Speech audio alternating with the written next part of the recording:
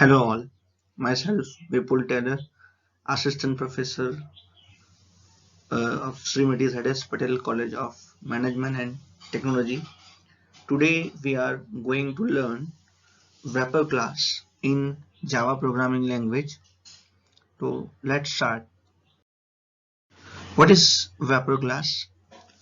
In Java, a wrapper class is defined as a class in which a primitive value is wrapped up. It means it is a class which contains only primitive values. What is primitive values? Primitive values means any type of value which is defined types and size, and the value of the type and size is already fixed. This primitives wrapper class are used to represent primitive data types values as object. The Java platform provides wrapper class for each primitive data types. मतलब कि यहाँ पे wrapper class जो है वो किस लिए use होगा? प्रिमिटिव वैल्यूज को रिप्रेजेंट करने के लिए, एज अ प्रिमिटिव वैल्यू को रिप्रेजेंट करने के लिए यूज होगा. नेक्स्ट है, फॉर एग्जांपल यहाँ पे बताया गया है कि integer wrapper class holds integer value. Similarly, float wrapper class contains only float primitives values. Same as character wrapper class holds only characters values, and boolean wrapper class represents only booleans values. The wrapper class are parts of java.lang package, and which is by default package into all the Java programs.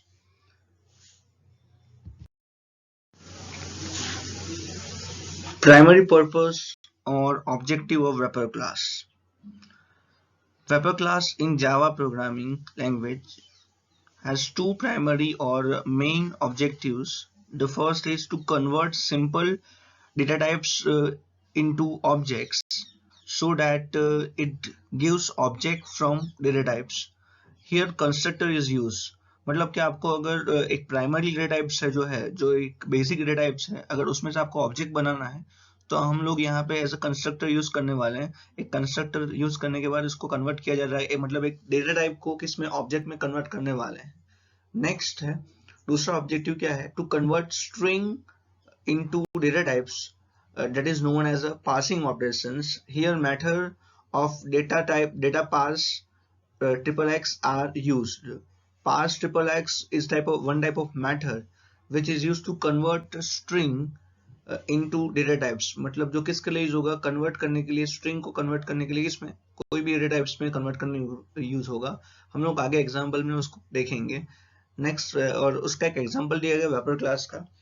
The first statement जो एक example दिया गया उसके अंदर first statement के अंदर मैंने लिखा हुआ है integer x is equal to 25, and second मैंने लिखा हुआ है पूरा int. पहला जो स्टेटमेंट लिखा हुआ है मैंने लिखा है int x is equal to 25, and second statement मैंने लिखा हुआ है इंटीजर स्पेस उसके बाद y is equal to new integer 33, ऐसा लिखा हुआ है. The first statement declare as an integer names x and initialize its value of 25. मतलब जो पहला स्टेटमेंट जो है वो x नाम का एक वेरिएबल डिक्लेयर करेगा और उसको एक वैल्यू इनिशियलाइज कर देगा और उसकी वैल्यू होगा आपका 25. नेक्स्ट है सेकंड स्टेटमेंट जो इनिशियलाइज होगा एक ऑब्जेक्ट का, और उस ऑब्जेक्ट को इनिशियलाइज होता है किसके थ्रू? 33. तो मतलब मैंने एक एग्जांपल दिया गया इसमें दिया है जिसमें आपको पता चल जाएगा कि मैं किस तरीके से एक नॉर्मल वेरिएबल को डिक्लेयर करूंगा और किस तरीके से एक wrapper क्लास का ऑब्जेक्ट को इनिशियलाइज करूंगा एंड डिक्लेयर करूंगा. ठीक है, यहाँ पे x जो है वो एक नॉर्मल वेरिएबल है और यहाँ पे y जो है एक टाइप का मैंने एक wrapper क्लास का इंटीजर wrapper क्लास का मैंने एक ऑब्जेक्ट बनाया है. ठीक है, next structure of wrapper class. तो मैंने आपको पहले बताया वैसे ही सेम कि यहाँ पे आपको एक पूरा स्ट्रक्चर बताया गया है कि जो आपका जो जावा जावा किस में से पहले मेन आपका पैकेज कौन सा होता है? Object package. ऑब्जेक्ट में से आपके टोटल 3 क्लास निकलते हैं, नंबर, बुलियन एंड कैरेक्टर्स.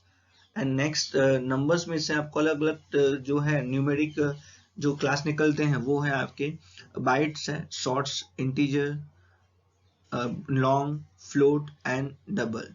ये सारे के सारे जो है वो क्लासेस हैं जो किस में से निकला हुआ है, वेपर क्लास में से। और वेपर क्लास जो है वो मेन जो है किस में से आता है, जो आपका नंबर्स और बुलियन कैरेक्टर्स वगैरह वगैरह जो भी है वो। ठीक है, नेक्स्ट हम लोग आगे बढ़ते हैं। List of vapour class in Java program. The following tables जो मैंने दिया गया है, the following tables lists this as a different types of weber class in Java। जो मैंने टेबल में आपको दिखाया है मैंने कि जो अलग अलग वेपर क्लास दिए गए हैं, लेफ्ट साइड पे जो लिखा हुआ है वो जो है वो प्रिमिटिव डेटा टाइप्स है, जो है आपके बाइट्स है, शॉर्ट्स है, इंटीजर है, लॉन्ग है, फ्लोट है, डबल है, कैरेक्टर है, बुलियन है। ये हम लोग जब मैंने डेटा टाइप्स पढ़ाया था तब मैंने बता दिया था आपको ये। एंड ये जो उसका थोड़ा सा रिवर्स केस में, दोनों में सिर्फ छोटा सा डिफरेंस है माइनर में। मतलब डिक्लेरेशन करते वक्त आपको कैपिटल लेना पड़ेगा। क्लास वेपर क्लास हर एक का क्लास दिखाया गया है, जैसे कि फॉर एग्जांपल बाइट एक डेटा टाइप है, अगर उसका वेपर क्लास लिखना चाहे तो बी कैपिटल आएगा बाइट का। ठीक है, उसके बाद शॉर्ट एक प्रिमिटिव डेटा टाइप्स है, अगर आपको उसका वेपर क्लास चाहिए तो आपको क्या लिखना पड़ेगा, शॉर्ट में एस कैपिटल लिखना पड़ेगा। इंटीजर में पूरा पूरा आईएनटी की जगह इंटीजर लिखने के लिए आपको इंटीजर पूरा लिखना पड़ेगा, आईएनटी नहीं चलेगा। जो अगर आपने आईएनटी लिखा तो वो सिर्फ क्या डिक्लेयर करेगा, प्रिमिटिव डेटा कंसीडर करेगा। तो उसके लिए आपको इंटीजर पूरा लिखना पड़ेगा, तो उसको wrapper class as a consider करेगा। Same as long, float, double, characters, boolean, सबके लिए मैंने एक आपका वेपर क्लास दिया गया है। तो लेफ्ट साइड की जो कॉलम है वो आपको बताएगा कि कौन कौन से डेटा टाइप्स हैं, एंड ये जो राइट साइड पे जो है वो आपको बताएगा कि कौन कौन से उसके वेपर क्लास हैं। तो मैंने थोड़े बहुत क्लासेस जो है वो लिस्ट आउट किए हैं। नेक्स्ट है डिफरेंस क्या है। मेन ऑब्जेक्टिव रहता है कि ये डिफरेंस किस तरीके का। पहले हमने जो दिखा था जब क्लास में, जब भी हम पढ़ा था, तो हम लोगों ने मोस्टली जो यूज किया है ये इंटीजर, फ्लोट, डबल को as a primitive data types ही हमने यूज किए हैं। तो हम लोग क्यों ऐसा कर रहे हैं, जो जिसके हम लोग प्रिमिटिव डेटा टाइप्स को अलग करके वेपर क्लास क्यों ये कर रहे हैं, तो मैंने आपको बताया उसका ऑब्जेक्टिव क्या है। What is the main objective of vapour class, जो मैंने डिस्कस कर चुका हूँ पहले।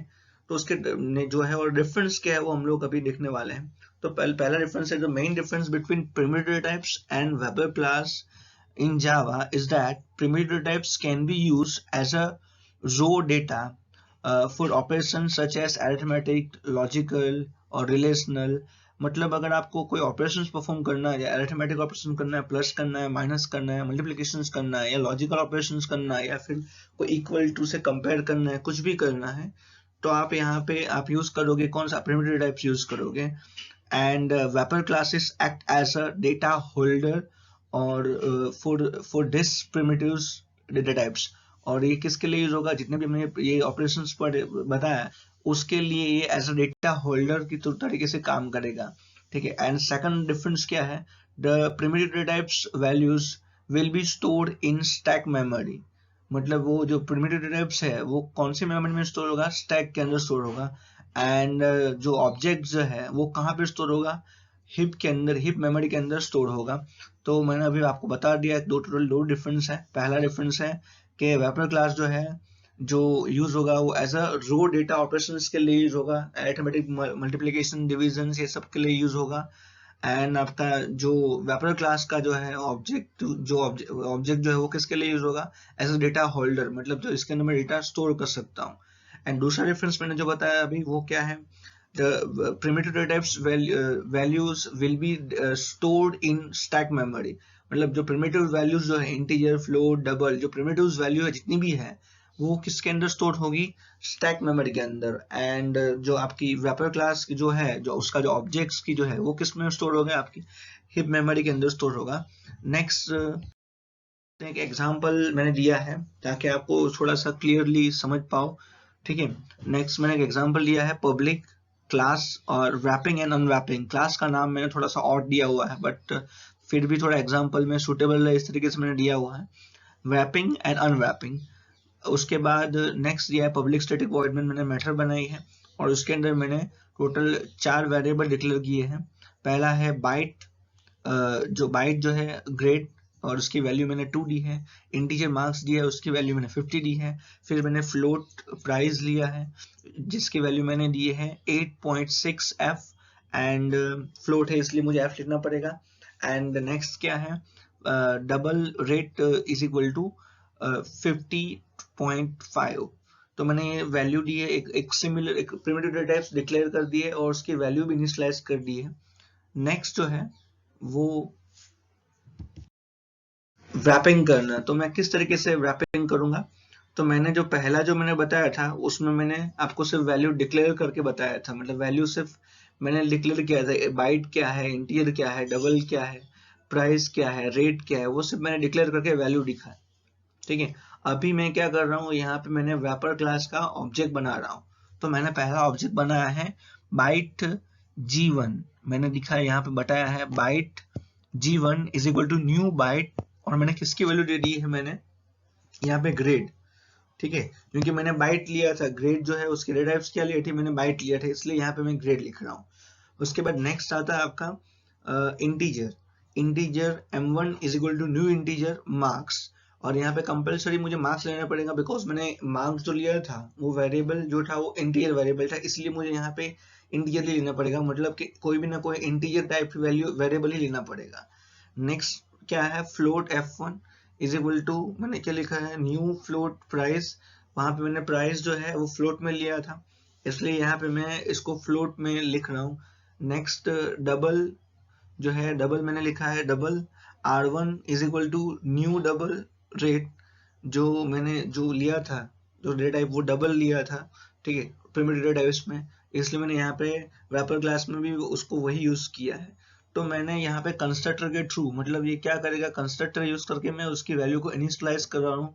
किसके अंदर मैं यूज कर रहा हूँ, ये रैपर क्लास के अंदर उस नॉर्मल वेरिएबल को वैल्यू में पास कर रहा हूँ ताकि वो इनिशियलाइज हो जाए। ठीक है, जो मैंने जो वेरिएबल यूज किए हैं, ग्रेड है, मार्क्स है, प्राइस है, रेट है, जो मैंने पहले आपको बताए थे, वो सारे जो वेरिएबल हैं वो एक नॉर्मल वेरिएबल है, मतलब प्रिमिटिव टाइप के वेरिएबल्स हैं।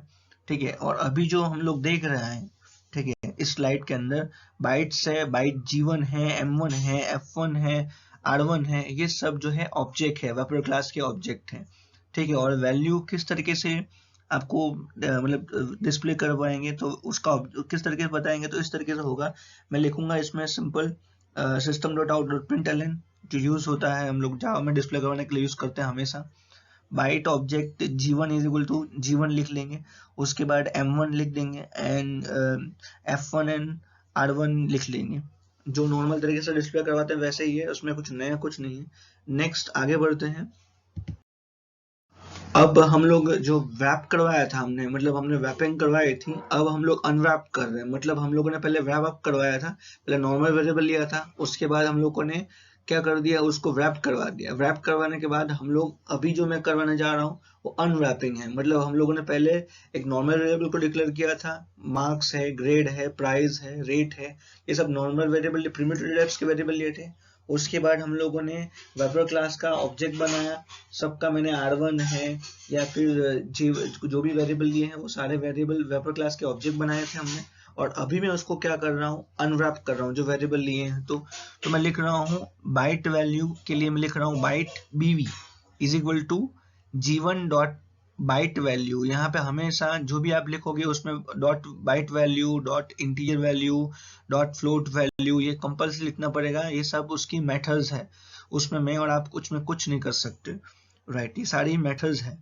तो कौन सी वैल्यू उसके वैल्यूबल लेना पड़ेगा, ये जितना भी है वो रैपिंग करने के लिए यूज होगा।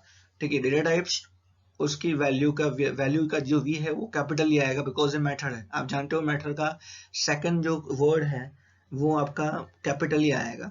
तो ऑब्जेक्ट डॉट अगर बाइट है तो बाइट वैल्यू, इंटीजर है तो इंटीजर वैल्यू, अगर फ्लोट है तो फ्लोट वैल्यू, अगर डबल है तो डबल वैल्यू, इस तरीके से होगा। और उसके बाद मैंने सब सिंपल तरीके से मैंने डिस्प्ले करवाया है। तो एक छोटा सा एग्जांपल है जो मैंने आपको बताया यहाँ पे कि किस तरीके से हम लोग नॉर्मल वेरिएबल मतलब प्रिमिटिव डेटा टाइप्स को मैंने पहले रैपिंग करके बताया, और उसके बाद एट लास्ट में मैंने आपको क्या बताया कि अनरैपिंग उसको किस तरीके से करते हैं। ठीक है, नेक्स्ट जो है किस तरीके से ग्राफिकल मेथड का यूज करना, जैसे कि ड्रॉ पॉलीगॉन है, या फिर आगे बहुत सारी जो मेथड्स है, शायद 3-4 मेथड्स जो है हम लोग जो बाकी है वो हम लोग वन बाय वन इस तरीके से लेक्चर देते हुए मैं डिस्कस करूंगा। ठीक है, लाइव डेमो दूंगा। ठीक है, बस आज के लिए सिर्फ वेपर क्लास के लिए इतना ही, बाकी का हम लोग कल देखेंगे। इसी तरीके से मैं एक एक वीडियो अपलोड करता रहूँगा। Thank you.